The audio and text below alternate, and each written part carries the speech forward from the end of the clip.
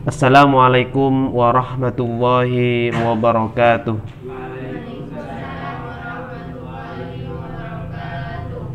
Bismillahirrahmanirrahim. Alhamdulillah kita masih bisa bertemu kembali pada kesempatan kali ini dalam kegiatan ngaji tafsir dalam kitab Tafsirul Jalalain. Pada malam ini kita akan belajar penafsiran surah Al-Baqarah ayat ke-53 dan beberapa ayat berikutnya juga nanti. Mari kita lihat dulu kitabnya. Bismillahirrahmanirrahim. Wa idh qala Musa liqaumihi ya qaumi innakum zalamtum anfusakum ya qaumi innakum zalamtum anfusakum bittikhadhikumul ijl fatubu ila bari'ikum faqtulu anfusakum dzalikum khairul lakum inda bari'ikum fataba alaikum innahu huwat tawwabur rahim. Wa idh qala Musa liqaumihi, ketika Musa berkata kepada kaumnya. Jadi kaum di sini adalah umatnya, rakyatnya. Jadi kalau di Indonesia itu Pak Jokowi kurang lebih ya bilang kepada rakyatnya atau seluruh penduduk Indonesia. Alladzina abadul ijlah, di mana kaumnya itu menyembah al-ijlah, patung anak lembu. Jadi patung anak lembu di sini maksudnya patung yang bentuknya itu seperti anak lembu atau seperti sapi, benar. Apa yang dikatakan oleh Musa kepada kaumnya tersebut? Ya qaumi, wahai kaumku, innakum dhalamtum anfusakum, sesungguhnya kamu telah menganiaya atau menzalimi dirimu sendiri.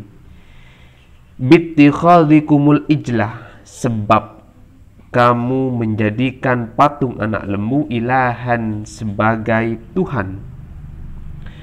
Patubu ila bari'ikum, maka segera bertaubatlah kamu, ila bari'ikum, kepada Tuhanmu, khaliqikum, yang menciptakan kamu. Bertaubat dari apa? Min ibadatihi, dari beribadah atau menyembah patung anak lembu. Faqtulu anfusakum, maka ya kalau arti yang banyak dipahami atau ya digunakan ya, itu faqtulu itu diartikan dengan bunuhlah. Jadi saya tidak mau menggunakan arti membunuh karena ini bahaya. Takut nanti teman-teman berpikir wah kita harus bunuh itu orang yang nggak baik, takut gitu. Jadi saya cari penafsiran yang menurut saya itu bagus, yaitu penafsirannya guru saya, Profesor Muhammad Quraisy Shihab, bapaknya Najwa Shihab, tahu kan? Nah, Pak Quraisy itu memahami kata faktulu atau menerjemahkan kata faktulu dalam tafsirnya, tafsir Al-Misbah. Jadi beliau itu nulis tafsir 15 jilid, kalau lebih segini, alim betul itu. Jadi faktulu ini dipahami dengan marahi, ya, tegur. Faktulu, maka tegurlah atau marahi. Anfusakum, dirimu, ai liyaqtulah al-bari'uh, supaya yang tidak bersalah memarahi atau menegur, minkum, dari kamu, al-mujrimah, kepada yang bersalah. Dzalikum, al-qatluh, teguran atau memarahi itu, khairul lakum, lebih baik bagi kamu, inda bari'ikum, di sisi Tuhanmu. Fawaffaqah, maka menuntun siapa Allah, kum, kepada kamu, li fi'li dzalika, untuk melakukan hal itu, apa? Menegur atau memarahi.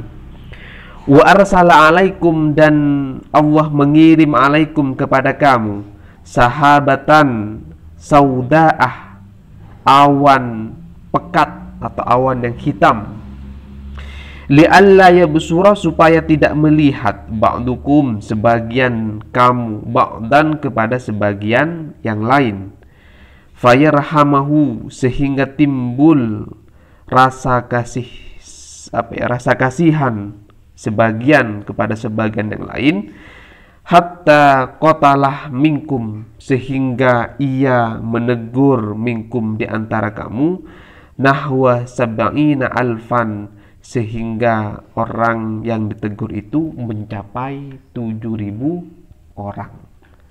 Saya tidak mau memaknai dengan membunuh, karena ini bahaya. Kalau memaknai dengan membunuh, seakan-akan ini membenarkan tindakan terorisme. Saya tidak mau yang kayak gitu, karena ini sangat bahaya. Kotalah itu atau jihad dalam Al-Quran ini sering dijadikan atau dikambing hitamkan oleh kelompok-kelompok teroris itu yang suka ngebom itu sebagai dalil oleh mereka.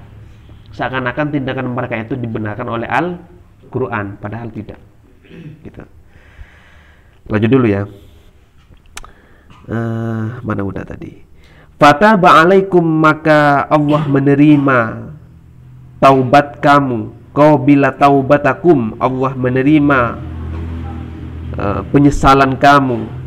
Innahu huwat tawwabur rahim, sesungguhnya Allah adalah zat yang menerima taubat lagi maha pengasih.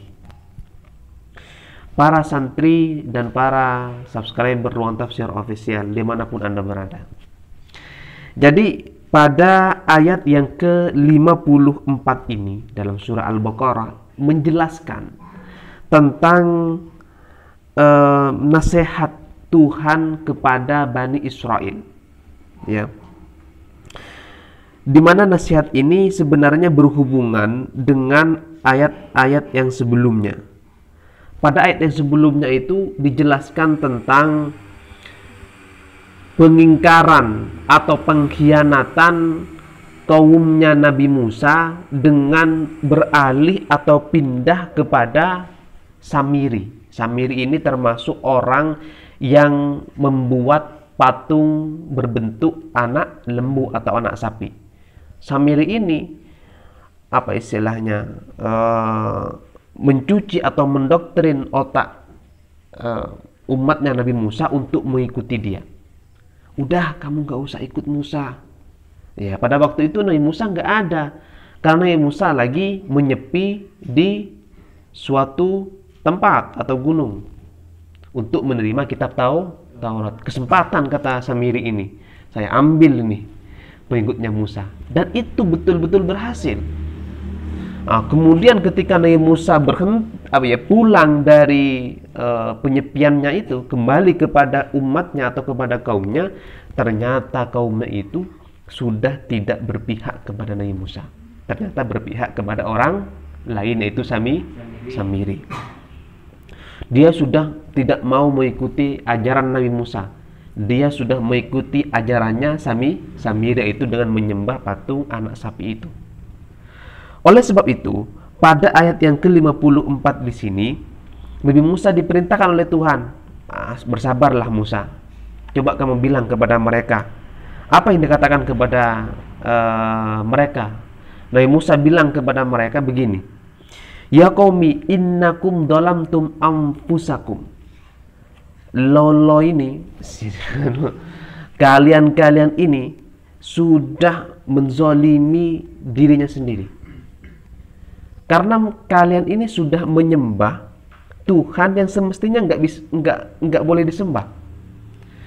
Patung ini adalah makhluk. Kenapa kamu bertuhan kepada makhluk? Ini kan nggak masuk akal ya. Paham ya? Logik, masuk akal kan? Ini nggak masuk akal. Kenapa? Karena Tuhan ini adalah zat yang maha kuasa. Makhluk ini adalah ciptaan yang lemah. Patung ini yang sudah benar-benar dijadikan oleh manusia, yaitu Samiri dijadikan oleh Tuhan. Nyatanya, patung yang dibuat oleh Samiri di sini disembah oleh umatnya Nabi. Kan hina betul kan? Seharusnya yang disembah itu bukan makhluk, tetapi adalah Kholik. Gitu. Nah, makanya Nabi Musa mengingatkan, udah Musa sabar aja lah. Kamu ini sebagai seorang dai, pendakwah, sabar, santai aja, nggak usah ngegas-ngegas, gitu kan. Nggak ada dakwah-dakwah yang ngegas-ngegas kan di YouTube. Nah, saya nggak mau nyebut di sini, bahaya. Saya diserang terus ini. Udahlah, nggak usah sebut. Ya sering ngegas-ngegas itu. Masa dakwah itu ngegas ya, kata saya itu. Dakwah itu kan mengajak. Mengajak ini kayak sampean merayu. Sampean merayu cewek, ngegas. Apakah kamu mau nikah dengan saya? Will you marry me? Enggak lah, saya mau sekolah. Keparat kamu, awas kamu. Kalau kamu nggak mau, maka dukun bertindak. Wah, nggak bisa kayak gitu. Itu nggak bisa merayu atau apa istilahnya, nggak bisa memikat hati seorang kalau kayak gitu. Sama pendakwah yang keras itu nggak bakal bisa memikat hati orang yang dia ajak. Sama Tuhan ini meminta kepada Musa, kamu nggak usah ngegas Musa, santai aja. Gimana? Ingatkan mereka dulu. Nah, Musa mengingatkan mereka, hei kalian ini sudah salah jalan ini, sudah zalim kalian ini. Maka dari itu, udahlah gini, karena kalian bersalah, kalian sekarang waktunya menyesali kesalahan kalian. Dengan cara apa? Fataba ila barikum. Bertaubat kepada Tuhan kalian. Udah, kamu karena bersalah sekarang waktunya bertaubat atau menyesali kesalahannya. Nah begitu. Makanya di sini, gimana Musa caranya untuk saya bertaubat? Nah, kemudian Musa itu memberikan solusi. Nah, ini sebenarnya bentuk pelajaran kepada kita. Banyak guru ini ya, atau banyak pendai yang hanya menyalahkan. Kamu salah, kamu kafir, kamu murtad, kamu musyrik. Disalahin semua. Enggak dikasih solusi. Nah, sebagai pendai atau sebagai orang yang mengajak, terutama orang tua nih, ya, karena ini memiliki anak, itu jangan mudah menyalahkan. Kalau mau menegur, kasih solusi juga. Nabi Musa ketika menegur, dikasih solusi. Kamu ini zalim, solusinya gimana? Satu, bertaubat. Yang kedua apa? Faktulu anfusakum. Apa? Tegur dirimu sendiri. Salahkan dirimu sendiri.